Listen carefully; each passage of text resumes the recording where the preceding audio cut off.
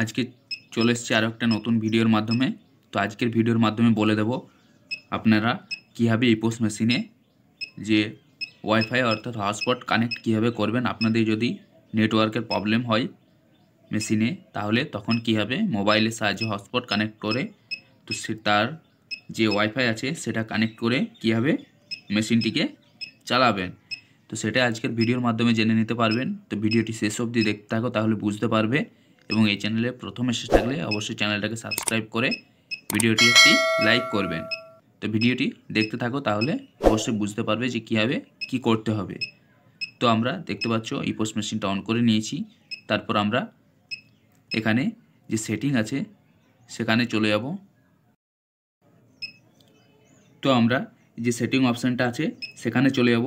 সেখানে যাওয়ার পর এখানে do you want to proceed বলে যে লেখাটা দেবে সেখানে আপনারা ইয়েস করে দেবেন।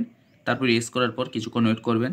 তারপর এখানে দেখতে পাচ্ছ জিএসএম, ওয়াইফাই এবং ইন্টারনেট বলে যে অপশানগুলো আছে তার মধ্যে এখানে জিএসএম অর্থাৎ নেটওয়ার্ক এখানে চলবে। আবার যে ওয়াইফাই অপশানটা আছে সেই ওয়াইফাই অপশানে আপনারা চলে যাবেন। তারপর আপনারা যে সেটিং অপশানটা আছে সেখানে চলে যাবেন। তারপর এখানে যে ওয়াইফাই অপশানটা দিয়েছে সেখানে চলে গিয়ে তারপর দেখতে পাচ্ছ এখানে যে আপনাদের ফোনের ডিভাইসটা আছে সেটা চলে এসছে। তারপর এখানে অ্যাড করে দেবেন। তো তারপর কিছুক্ষণ ওয়েট করবেন। তারপর এখানে সার্চিং হবে। আপনারা অবশ্যই আপনাদের মোবাইলের যে হটস্পটটা আছে সেটা অন করে নেবেন। তো দেখতে পাচ্ছ এখানে ওয়াইফাই যেটা আছে সেটা চলে এসছে। তারপর যে এখানে স্ক্যান অপশানটা দিয়েছে সেটা কানেক্ট করে দেবেন। তারপর এখানে সার্চিং হতে থাকবে। তো দেখতে পাচ্ছ এখানে যে আমার মোবাইলের ডিভাইসটা আছে সেটা এখানে চলে এসছে। তারপর এখানে সেটা টাচ করে আবার সার্চ করে দেবেন। তারপর সার্চ করে দেওয়ার পর দেখতে পাচ্ছ যে মোবাইলের ডিভাইসটা আছে সেটা কানেক্ট হয়ে গিয়েছে। তো এখানে তারপর আপনারা ব্যাক করে দেবেন। তো ব্যাক করে দেওয়ার পর তারপর সব ক্লোজ করে দেবেন।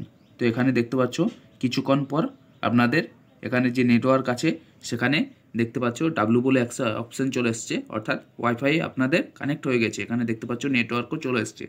তো আপনারা চাইলে এইভাবে করে নিতে পারেন। তারপর আপনারা পিডিএস অপশানে গিয়ে আপনাদের যে রেশনের বিলিং আছে সেটা করে নিতে পারেন। তো আপনাদের এটা তখনই করবেন যখন আপনাদের নেটওয়ার্ক প্রবলেম হবে, তখনই এই কাজটা অবশ্যই করে নেবেন।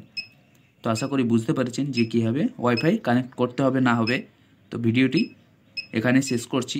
ভিডিওটি আশা করি ভালো লেগেছে। ভালো লেগে থাকলে অবশ্যই চ্যানেলটাকে সাবস্ক্রাইব করে ভিডিওটি অবশ্যই একটা লাইক করবেন।